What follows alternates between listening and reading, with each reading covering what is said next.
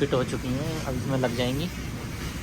और अपनी वीडियो की क्वालिटी कैसी है, अगर बुरी हो वीडियो की क्वालिटी तो बता देना, और अगर कोई गलती हो रही हो तो वो भी बताना कमेंट करके, हम उसको सुधारेंगे आगे। आप देख रहे होगे ये फिट हो रही हैं।